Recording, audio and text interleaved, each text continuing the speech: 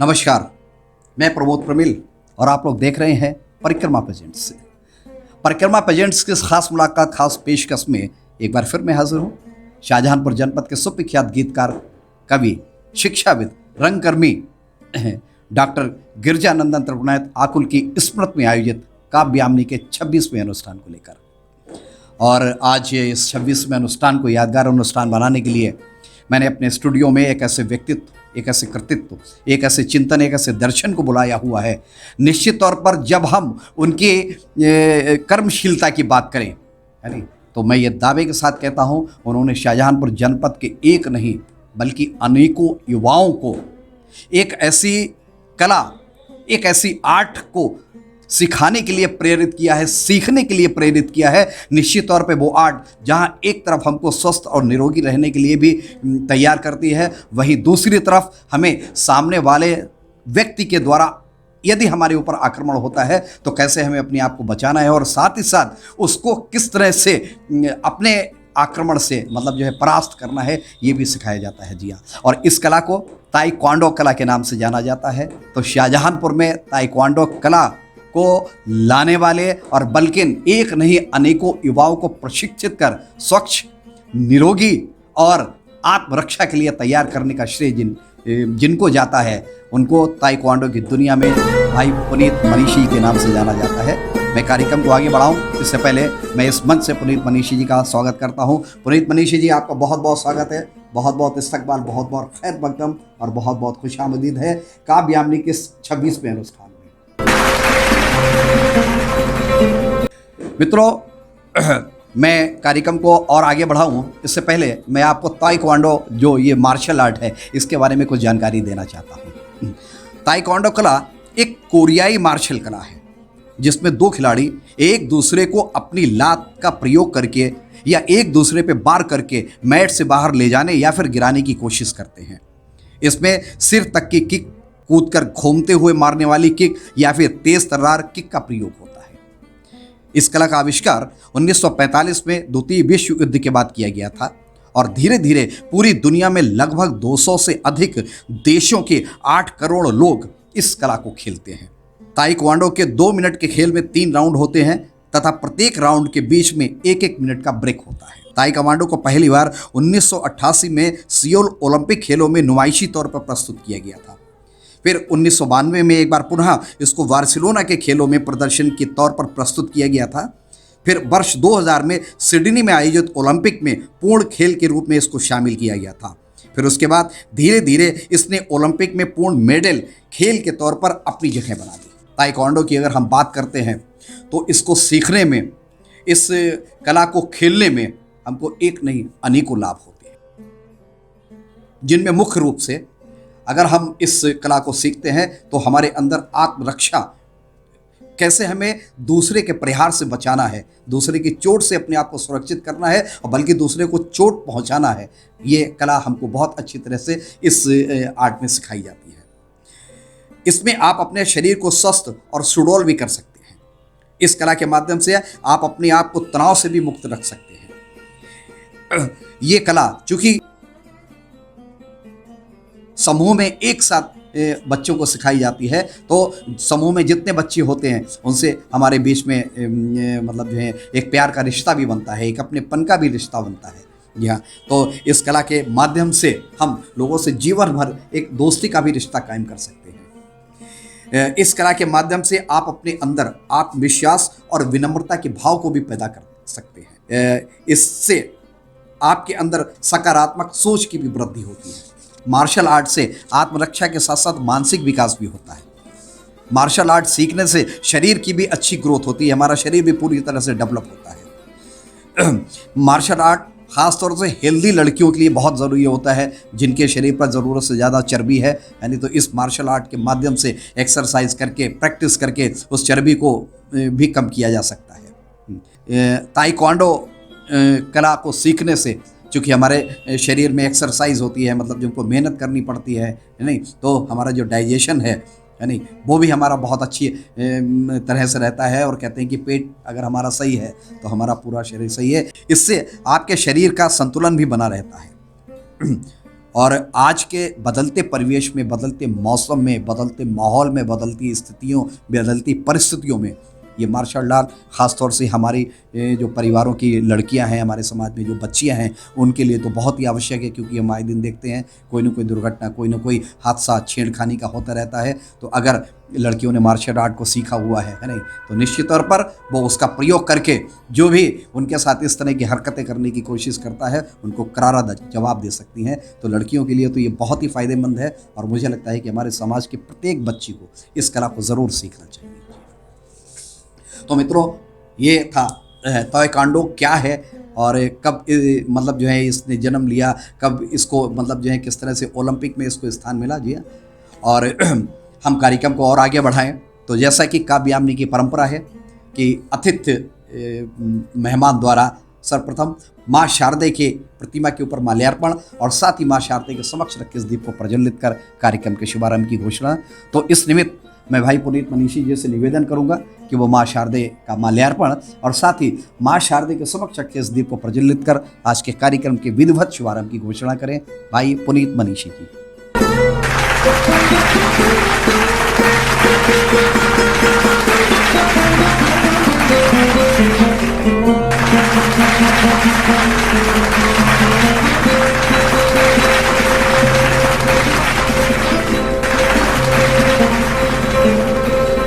माँ शारदे के समक्ष दीप प्रज्वलित हो चुका है, माँ शारदे का माल्यार्पण भी हो चुका है, माँ शारदे का आशीर्वाद काव्यामनी के इस 26वें अनुष्ठान को भी मिल चुका है। दिया अब बारी है आमंत्रित अतिथि का मान और सम्मान की।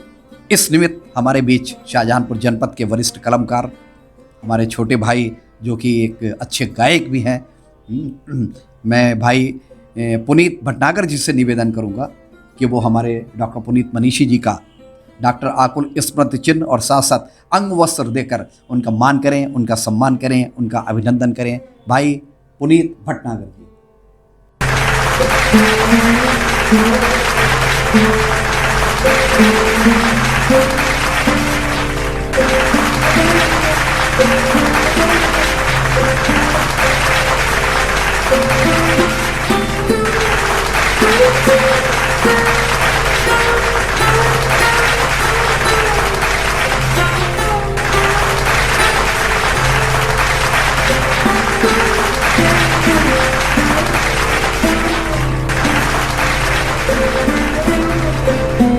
मित्रों, माँ शारदे का माल्यार्पण, माँ शारदे के समक्ष दीप प्रज्वलन हो चुका है और साथ ही आमंत्रित अतिथि का मान सम्मान और अभिनंदन भी हो चुका है। जी हाँ, और अब बारी है उनको डायस पर आवाज़ देने की। जी हाँ, और इससे पहले कि मैं डॉक्टर पुनीत मनीषी जी को मंच पर आप लोगों के समक्ष जो वो कहना चाहते हैं, जो आपसे बातें करना चाहते हैं, इसके लिए बुलाएं। जी हाँ, मैं उनका संक्षिप्त परिचय आप लोगों के समक्ष प्रस्तुत करना चाहता हूँ। डॉक्टर पुनीत मनीषी शाहजहांपुर जनपद के वरिष्ठ कलमकार, प्रेस क्लब के संरक्षक और साथ ही वो रचनाधर्मी भी रहे। उन्होंने एक नहीं कई कविताएं भी लिखी हैं। सो विख्यात समाज से भी हमारे बड़े भाई ओमकार मनीषी जी के साहबजादे हैं। जी हाँ, और डॉक्टर पुनीत मनीषी जी जीएफ कॉलेज में वाणिज्य संकाय के अध्यक्ष भी हैं। अंतर्राष्ट्रीय ताइक्वांडो मास्टर भी हैं। जी हाँ, और साथ ही साथ आप ब्लैक बेल्ट डिग्री धारक खिलाड़ी भी हैं। गोल्डन ब्लैक बेल्ट की उपाधि भी आपको मिल चुकी है। जी हाँ, अपना संपूर्ण जीवन बच्चों को आत्मरक्षा की कला को सिखाने में आपने समर्पित कर दिया है। जी हाँ, शाहजहांपुर में आत्मरक्षा जैसी कला की अलख जगाने वाले जनपद रत्न, अटल रत्न जैसे तमाम खेल पुरस्कारों से सम्मानित उत्तर प्रदेश वो भी नाम मार्शल आर्ट एसोसिएशन की आप उपाध्यक्ष भी हैं। मनीषी taekwondo welfare association Uttar Pradesh की आप महासचिव भी हैं। आपने कोरोना काल में एक नहीं अनेकों परिवारों को आवश्यकता अनुसार उनकी मदद करके और कोरोना से कैसे बचाना है अपने आप को, अपने परिवार को, समाज को, इसके लिए भी आपने अपने जीवन को कई बार रिस्क में डालकर लोगों की मदद की है, लोगों को जागरूक किया है, लोगों की मदद की है, यानी समाज की मदद की है। हमारे पुनीत मनीषी जी सरकार के द्वारा चलाए जाने वाली मिशन शांत योजना के अंतर्गत विभिन्न जनपदों की छात्राओं में आत्मरक्षा की कला को जागृत करने वाले भी हैं। इन्होंने एक नहीं अनेकों स्कूलों में ताइक्वांडो कला के कैंप लगा के, शिविर लगा के हमारे जो बच्चियां हैं हमारे समाज की, हमारी जो लड़कियां हैं समाज की, उनको सिखाया है। उनको आत्मरक्षा के लिए किस तरह से ताइक्वांडो को यूज करके, ताइक्वांडो कला को सीखकर, आर्ट को सीखकर है नहीं, किस तरह से हमें दुश्मनों के मतलब जो है इरादों को ढेर करना है, उनको शिकस्त देनी है, और किस तरह से समाज के इस तरह के राक्षसों से, है नहीं, इस समाज में छिपे हुए ऐसे दैत्यों को जो लड़कियों को, हमारे समाज की बहनों बेटियों को अच्छी नज़र से नहीं देखते हैं, उनको किस तरह से मतलब जो है उनके इरादों को नेस्ता नाबूद करना है, इसके लिए मजबूत किया है। जी हाँ, तो एक नहीं अनेकों सामाजिक कार्यकर, समाज की मदद करने वाले, ताइक्वांडो के माध्यम से ना जाने कितने बच्चों और बच्चियों को प्रशिक्षित कर आत्मरक्षा और साथ ही साथ स्वस्थ और निरोगी जीवन का संदेश देने वाले, है नहीं। और यही नहीं, गांधी फैजाम डिग्री कॉलेज वाणिज्य संकाय के विभागाध्यक्ष, है नहीं, डॉक्टर पुनीत मनीषी जी आज हमारे काव्यामनी के 26वें अनुष्ठान में यहाँ पर उपस्थित हैं। आज काव्यामनी उनका अभिनंदन करके अपने आप को गौरवान्वित महसूस कर रही है नहीं, अभिनंदित महसूस कर रही है, स्वयं में उमंगित महसूस कर रही है, तरंगित महसूस कर रही है। अब बहुत ज़्यादा वक्त ना लेते हुए मैं डॉक्टर पुनीत मनीषी जी को डायस पर आने की आवाज़ देता हूँ, दावत देता हूँ, न्योता देता हूँ, निमंत्रण देता हूँ। वो आएँ और वो क्या हमारे परिक्रमा प्रेजेंट्स के श्रोताओं से, दर्शकों से कहना चाहते हैं, वो उन तक अपनी बात पहुँचाएँ। भाई डॉक्टर पुनीत मनीषी जी।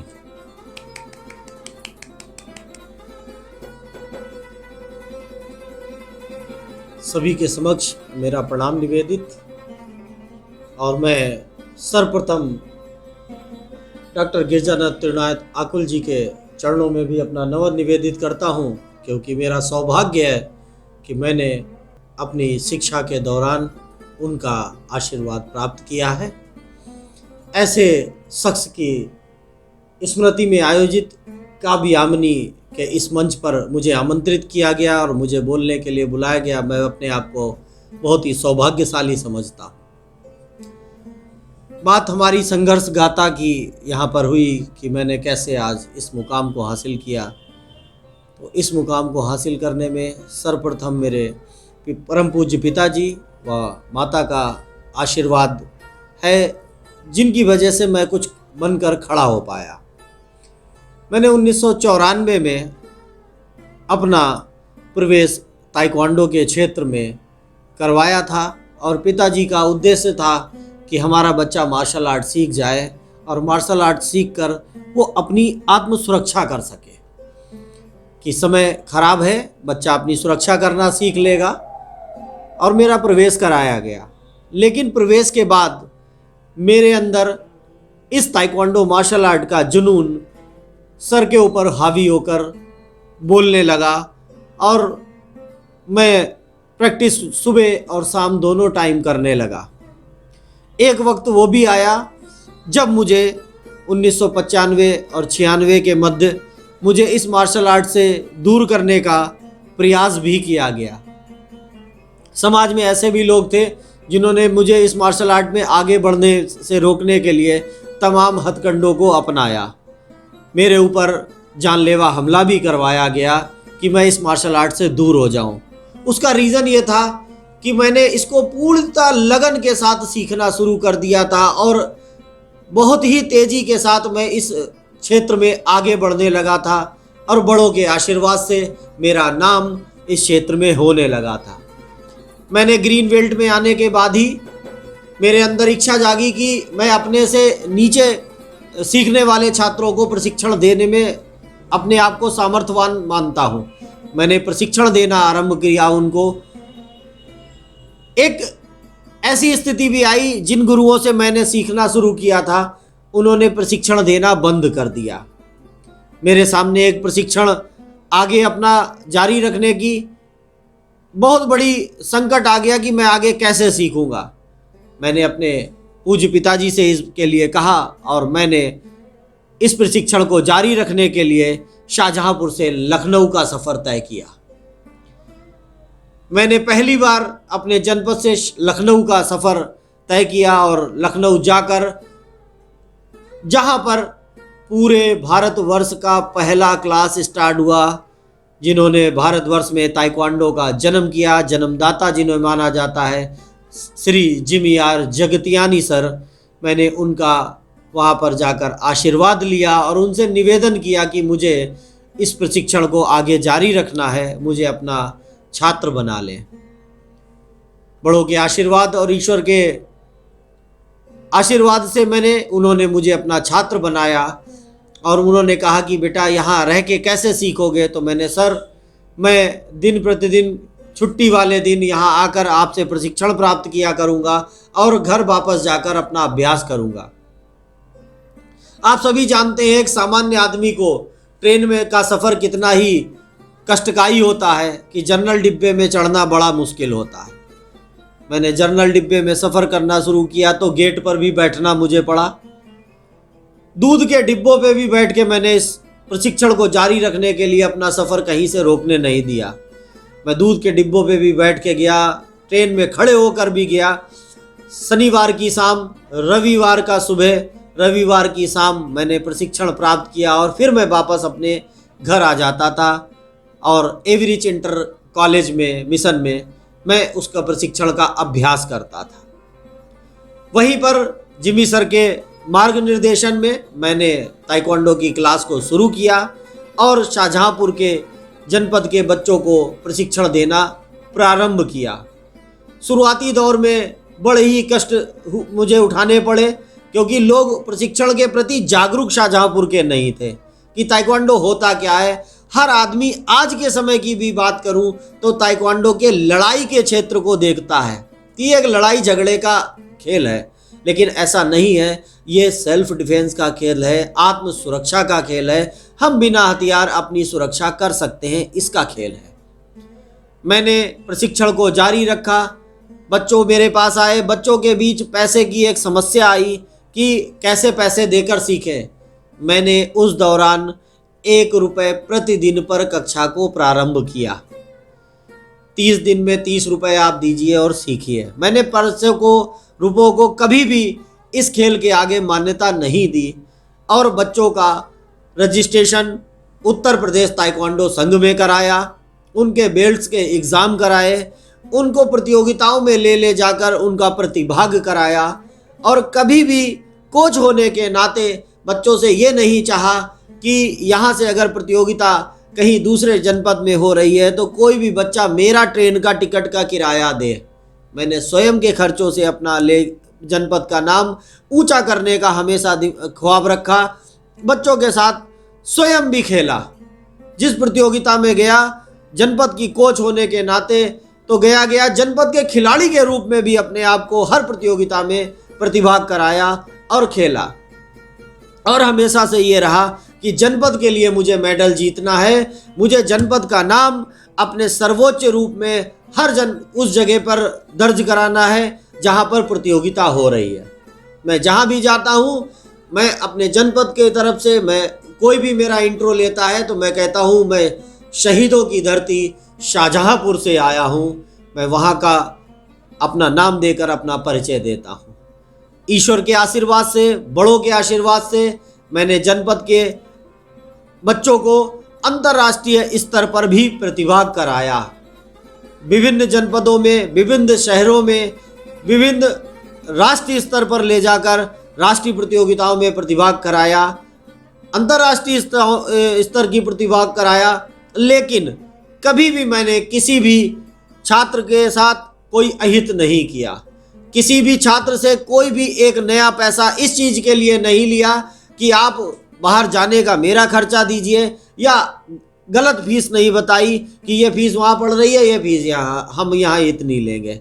कभी भी नहीं। मेरे अंडर में, मेरे सानिध्य में आज तक जनपद में करीब 20 बच्चे ब्लैक बेल्ट के खिताब को प्राप्त कर चुके हैं, जो ब्लैक बेल्ट हुए, और करीब 15 बच्चे ऐसे हैं जिन्हें अंतर्राष्ट्रीय स्तर की प्रतियोगिताओं में प्रतिभाग किया। जो लोग नहीं चाहते हैं कि जनपद के बच्चे कहीं आगे प्रतिभाग करें, वो हमेशा इन चीज़ों में व्यवधान पैदा करते रहे हैं। शाहजहांपुर का दुर्भाग्य कहूँ या अपना दुर्भाग्य कहूँ, आज के समय में भी शाहजहांपुर की जनता इस सर्वश्रेष्ठ खेल के प्रति जागरूक नहीं हो पाई है। मेरे इतने अथक प्रयासों के बाद भी सरकार तमाम योजनाएं निकालती है। 8वें तक के बच्चों के स्कूलों में, इंटर कॉलेजों के स्कूल में छात्राओं के लिए इस योजना को लगातार चलाया गया। लेकिन मैं उन लोगों से प्रणाम निवेदित करते हुए कहना चाहूँगा कि बच्चों को इन खेलों में भी आगे बढ़ाइए। आप इन खेलों में भी आगे बढ़ने के लिए प्रयास कराइए। ये खेल बच्चों को आत्म सुरक्षा प्रदान करते हैं और खेल तो ही है। खेल होने के साथ बच्चे अंतर्राष्ट्रीय स्तर पे जाएंगे, राष्ट्रीय स्तर पे जाएंगे, राष्ट्रीय स्तर पे जाएंगे और हमारे जनपद का नाम ऊंचा करेंगे, अपने परिवार का नाम ऊंचा करेंगे और गौरवान्वित करेंगे। लेकिन जो लोग इसको आगे नहीं बढ़ने देना चाहते हैं, मुझे भी बहुत लोगों ने आज भी रोकने का प्रयास किया है, आज भी रोक रहे हैं। वर्तमान में मेरे पास जनपद में ऐसी कोई भी खेल का स्थान नहीं है, कोई भी स्कूल की फील्ड ऐसी नहीं है जहां पे मैं प्रशिक्षण दे सकूं। मैं किसी भी स्कूल की फील्ड को लेने के लिए जाता हूं तो स्कूल का प्रबंधक कहता है कि हमारे स्कूल को आप क्या देंगे। ये बहुत बड़ा संकट है हमारे बच्चों के लिए, हमारे समाज के छात्राओं के लिए। आज छात्राओं के लिए वर्तमान सरकार मिशन शक्ति जैसी योजनाओं को चला रही है। मैंने पिछले 2 कोरोना काल में करीब करीब जनपद के 5000 बच्चों को, छात्रा बहनों को, छात्राओं को, बेटियों को अपनी मैंने 5000 को प्रशिक्षण दिया है और उन्हें सक्षम बनाने का प्रयास किया है कि वो सड़क पे चलते हुए सहोदों से, सड़क पे चलते हुए अराजक तत्वों से निपट सकें। उनको सूक्ष्म रूप से प्रशिक्षण दिया है। मैंने पिछले कोरोना काल में ऑनलाइन क्लासों को भी चलाया और करीब करीब उत्तर प्रदेश के 14 जिलों से मैंने जुड़कर लोगों को ऑनलाइन प्रशिक्षण भी दिया है। 14 करीब करीब 8 ऐसे महाविद्यालयों के अंतर्गत भी प्रशिक्षण दिया है जहां एनएसएस का कार्यक्रम चलता है। 8 अलग अलग जनपद शाहजहांपुर के शहरों के लोगों को जोड़कर छात्रा बहनों को प्रशिक्षण दिया है। लेकिन इस प्रशिक्षण का इतिश्री तो वही हो जाती है कि सरकार की योजना है बस 4 दिन का प्रशिक्षण करा लीजिए और ख़त्म। अगर उसमें से 5 बहनें निकल कर आ रही हैं, 5 हमारी छात्राएं निकल कर आ रही हैं, तो उनको क्या समझाया जाता है, ये खेल कोई इसलिए नहीं है कि आप सीखिए, बस आपने प्रशिक्षण ले लिया इतना काफ़ी है। आप किसी से कोई अगर आपको टोक रहा है, जनपद कहीं आप जा रहे हैं, टोक रहा तो उसे टोक लेने दीजिए, आप कुछ मत करिए। ये स्कूल के प्रिंसिपल्स बोलते हैं, ये स्कूल की प्रधानाध्यापिका बोलती हैं, स्कूल के शिक्षक बोलते हैं, स्कूल की शिक्षिकाएं बोलती हैं कि आप उनसे कुछ मत कहिए और चुपचाप घर चले जाइए। लेकिन मेरा मानना है कि अगर हमारी बहनें, हमारी बेटियां एक बार जवाब दे तो उन शहोदों की हिम्मत नहीं होगी कि वो उन पर उंगली उठा सकेंगे, उन पे फप्ती कस सकेंगे, क्योंकि हमारे जैसे भाई, हमारे शहर के संभ्रांत नागरिक भी वहां से गुजर रहे होंगे जो हमारी बेटी और बहन की सुरक्षा के लिए तत्पर हो जाएंगे। तुरंत उन्हें पता चल जाएगा ये अराजक तत्व है। और पुलिस भी अपना काम, पूरा प्रशासन अपना काम करती है, लेकिन प्रशासन तभी अपना काम कर सकेगा जब प्रशासन को मालूम होगा। प्रशासन तक हम अपनी शिकायत दर्ज कराएंगे और सख्ती के साथ दर्ज कराएंगे। आज वर्तमान समय में बहुत ज़रूरत है कि हमारी छात्राएं, हमारी बेटियां, हमारी बहनें, हमारी माताएं इस क्षेत्र में आगे आएं। वर्तमान में अगर मैं बात करूं कि किसी स्कूल में आप जाइए, मुझे सिखाना है, मैं जाऊं फील्ड में जाके के बात करूं कि मुझे फील्ड दे दीजिए, स्थान दे दीजिए, 1.5-2 घंटा प्रशिक्षण लूंगा, तो उस स्कूल का प्रबंधक, उस स्कूल का प्रशासन पूछता है आप कितनी फीस लेते हैं, और फीस लेते हैं तो आप मुझे क्या देंगे। नाम नहीं लेना चाहूँगा, लेकिन एक स्कूल के प्रबंधक ने कहा कि मैं व्यापार करता हूँ और मुझे 5000 रुपये दीजिए तो मैं आपको अपने स्कूल का स्थान दूंगा। क्या वो हम उसका कोई फर्ज नहीं बनता कि वो स्कूल का स्थान दे दे तो हमारे शहर के सब कुछ बच्चे सीख लेंगे, कुछ बच्चे नाम कर लेंगे। और जो मैं स्पष्ट कहता हूँ, जो मैं फीस लेता हूँ, उस फीस से उत्तर प्रदेश ताइक्वांडो संघ में उनका रजिस्ट्रेशन बच्चों का कराया जाता है, उनका बेल्ट एग्ज़ाम कराया जाता है और समय समय पे उनके लिए इक्विपमेंट्स खरीदे जाते हैं जिनसे उनको मैं फाइट सिखाता हूँ। इक्विपमेंट्स, ताइक्वांडो जैसी मार्शल आर्ट के इक्विपमेंट्स बड़े कॉस्टली आते हैं, इनको खरीद पाना संभव नहीं है। लखनऊ से लेकर और इधर पीछे बात करूँ तो मेरठ तक किसी भी जनपद के साथ पास ताइक्वांडो मैट नहीं है जिस मैट पर प्रशिक्षण देकर बच्चों को फाइट के लिए तैयार कराया जाता है। हम लोग ज़मीनी स्तर पर प्रशिक्षण देते हैं, ज़मीन पर सिखाते हैं, घास के ग्राउंड पे सिखाते हैं, पक्की फर्श पे सिखाते हैं। वहाँ खतरे भी बहुत ज़्यादा होते हैं, लेकिन हम उन खतरों से डरते नहीं हैं, निर्भीकता से लड़ते हैं और अपने बच्चों को निर्भीक होकर मजबूत बनाने का कार्य करते हैं। हम पैसा कमाने के उद्देश्य से शाहजहांपुर के बच्चों को नहीं सिखा रहे हैं, हम बच्चों को मजबूत बनाने के लिए, संघर्ष के लिए सिखा रहे हैं। जैसा होना चाहिए बच्चों को वो होना चाहिए। आज 99 के फेयर में हर व्यक्ति बच्चों को शिक्षा शिक्षा शिक्षा के ट्यूशन के बोझ से दाब रहा है। लेकिन पिछले 2 कोरोना काल में मैं समझता हूं हमारे प्रत्येक नागरिक को समझ आ चुका है कि जब हम फिजिकल रूप में मजबूत होंगे, मानसिक रूप से जब हम स्ट्रांग होंगे, तभी हम आगे बढ़ पाएंगे। आज सुबह आप निकलिए तो लोग टहलते दिखते हैं, जो परसेंटेज कम हो गई थी। शाम को साइकिल चलाते दिखते, साइकिलें फिर मार्केट से बाहर आ गई, सड़कों पे चलने लगी, मजबूत होने के लिए दौड़ रहे हैं। तो आज आवश्यकता है, मैं सबसे चाहूँगा, स्कूल प्रबंधकों से, मैं इस चैनल के माध्यम से, इस मंच के माध्यम से सरकार से भी अनुरोध करना चाहूँगा कि वो 1 घंटा नियमित हर स्कूल में निश्चित करें, ऐसी मार्शल आर्ट सीखने के लिए परमानेंट क्लासेस दे, ताकि हमारे बच्चे मजबूत हो सकें। हमारा देश खेल में आज पीछे भी है। हम मेडल जरूर लाते हैं ओलंपिक में, लेकिन हमारी ओलंपिक की तैयारी दूसरों देशों के मुकाबले निम्न स्तर की है। वो इसलिए कि हमको इक्विपमेंट्स ही नहीं मिलते हैं छोटे शहरों में। हम इक्विपमेंट्स कैसे खरीदें, हमें ग्राउंड नहीं मिलता है सिखाने के लिए, हम बच्चों को कैसे ले जाएं।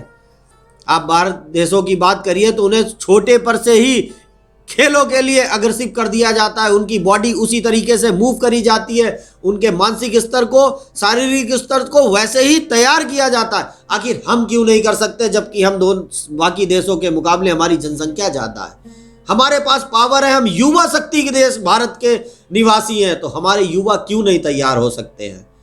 हमें ज़रूरत है मार्गदर्शन देने की, और मैं उन सब बड़े लोगों से अनुरोध करना चाहूँगा कि हमारे बच्चों को ऐसा ट्रैक प्रदान करने का आप सबका भी दायित्व बनता है। मैं अपनी क्षमता के अनुसार अपने हर उस बच्चे के साथ खड़ा हूं जो बच्चा सीखना चाहे। मेरे मन में कल ही एक प्रश्न आया था, कहीं बैठा था मैं, आज मुझे मंच भी मिला, मैं इस मंच से उस प्रश्न को उजागर भी करता हूं कि हमारी समाज की सुरक्षा के लिए जितने भी पुलिसकर्मी ड्यूटी कर रहे हैं, तैनात हैं, अगर वो अपने बच्चों को मार्शल आर्ट ताइक्वांडो का प्रशिक्षण दिलाना चाहते हैं तो मनीषी ताइक्वांडो वेलफेयर एसोसिएशन शाहजहांपुर में जहां जहां भी अपनी क्लास लगाती है, आपके बच्चों के लिए वहां निःशुल्क क्लास लगेगी, आपके बच्चों को वहां निःशुल्क प्रवेश दिया जाएगा। लेकिन अगर आप उनका बेल्ट एग्जाम करा के आगे बढ़ाना चाहेंगे तो जो हमारे उत्तर प्रदेश ताइक्वांडो संघ के द्वारा निर्धारित शुल्क बेल्ट एग्जाम का होगा वो आपको देना होगा। लेकिन कोई भी प्रशिक्षण का शुल्क आपको नहीं देना होगा, वो मेरी तरफ से फ्री ऑफ कास्ट होगा। मैं फ्री ऑफ कास्ट अपने बच्चों को सिखाऊंगा। मुझे पैसों से कोई महत्व नहीं है, मेरा जनपद का बच्चा स्ट्रांग हो जाए, मेरा जनपद का बच्चा प्रतियोगिताओं में जाके प्रतिभाग करे, ये मेरे लिए ज़रूरी है। मैंने ताइक्वांडो को बढ़ाने के लिए बहुत ही संघर्ष किया, मेरे ऊपर आत्मघाती हमला किया गया, मैंने उसको भी फेस किया। मैं डरा नहीं उन लोगों से जिन्होंने मुझे पीछे धकेलने की कोशिश करी कि पुनीत मनीषी ताइक्वांडो छोड़ दे, सिखाना छोड़ दे, लेकिन मैं डरा नहीं। मैं आज भी प्रशिक्षण दे रहा हूँ और जब तक इस शरीर में जीवित जान है तब तक मैं अपने बच्चों को इस क्षेत्र का प्रशिक्षण जारी रखूँगा, मैं उन्हें प्रशिक्षण दूंगा। वर्तमान में मैं अंतर्राष्ट्रीय ताइक्वांडो मास्टर हूँ, अंतर्राष्ट्रीय खिलाड़ी हूँ और मेरे अंडर में 15 खिलाड़ी अंतर्राष्ट्रीय स्तर पर प्रतिभाग कर चुके हैं। मैं ताइक्वांडो ही नहीं, मैं अन्य मार्शल आर्टों को भी सिखाता हूँ, जैसे वॉवी नाम है, मुए थाई है, किक बॉक्सिंग है, जूडो है, कराटे है। मैं अन्य मार्शल आर्टों का भी प्रशिक्षण अपने बच्चों को देता हूँ। अन्य मार्शल आर्टों की प्रतियोगिताओं में भी प्रतिभाग कराता हूँ, लेकिन प्रतिभाग कराने के लिए वही शुल्क दिया जाता है जो शुल्क वहाँ से निर्धारित होकर आता। मैं कुछ नहीं लेता हूँ, मुझे आवश्यकता नहीं है। ईश्वर का दिया मेरे पे सब कुछ है, बड़ों का दिया हुआ सब कुछ है। मुझे बहुत समस्याएं आई हैं सिखाने में। मेरे पास इक्विपमेंट्स नहीं थे, मेरे पास साधन नहीं थे, सीमित संसाधनों में मैंने उबड़ खराबड़ ग्राउंडों में सिखा के बच्चों को प्रशिक्षण दिया है। खुद अपने हाथों से कई जगह ग्राउंड बनाया, लेकिन जब ग्राउंड बन गया, कुछ समर्थ हो गया, कुछ बच्चे आने लगे, तो हमेशा ये दुर्भाग्य मेरा रहा या मेरे शहर के जनपद के बच्चों का रहा कि वो ग्राउंड मेरे से उस जगह के मालिक ने वापस ले लिया कि हम इस काम के लिए ग्राउंड नहीं दे सकते आपको, आप कहीं और स्थान ढूंढ लीजिए। मुझे पुनः नया स्थान ढूंढना पड़ा। अगर मेरे पास सही एक स्थान हो जाए तो मैं अपने जनपद के बच्चों के बहुत अच्छे से निखार कर, भगवान चाहेगा तो मैं ओलंपिक तक खिलाने का दावा रखता हूँ, मैं खिला सकता हूँ। इन्हीं शब्दों के साथ मैं मंच को से विराम लेता हूँ और पुनः मैं काव्यान्वी के आयोजकों को धन्यवाद देता हूँ कि उन्होंने मुझे ये मंच प्रदान किया, मुझे ये सम्मान दिया। आपका बहुत बहुत आभार। बहुत बहुत आभार भाई पुनीत मनीषी जी। निश्चित तौर पर आपने ताइक्वांडो कला की अलग शाहजहाँपुर में जगा के और शाहजहाँपुर के न जाने कितने बच्चों को यानी को ये कला सिखाकर जो उनको स्वस्थ और निरोगी जीवन जीने के साथ साथ समाज के दुश्मनों से यानी साथ ही हमारे शहर के न जाने कितने बच्चों को, ख़ासतौर से हमारे समाज की जो हमारे परिवारों की बच्चियां हैं, बेटियां हैं, लड़कियां हैं, उनको ये कला सिखाकर यानी जो आत्मरक्षा के लिए जो उनको जागरूक किया है, जो तैयार किया है, निश्चित तौर पे आप बहुत बधाई के पात्र हैं यानी परिक्रमा पेजेंट्स की तरफ से और साथ ही साथ काव्यामिनी की तरफ से आपको बहुत बहुत बधाइयाँ, बहुत बहुत शुभकामनाएँ। जी हाँ, और इसी क्रम में मैं ये बहुत ही आभार व्यक्त करता भाई पुनीत भटनागर जी का। उन्होंने अपने कीमती समय में से कुछ वक्त हमारे लिए निकाला और इसी के साथ साथ मैं आभार व्यक्त करता हूँ परिक्रमा पेजेंट्स के सभी सुधी श्रोताओं का, दर्शकों का। आप लोग यूँ ही हमारे चैनल को देखते रहिए। बहुत ही जल्द फिर मिलते हैं किसी नई प्रतिभा के साथ, किसी नए कवि के साथ, किसी नए रचनाधर्मी के साथ, किसी नए रंगकर्मी के साथ। तब तक के लिए बहुत बहुत शुक्रिया, बहुत बहुत धन्यवाद। जय हिंद, जय भारत।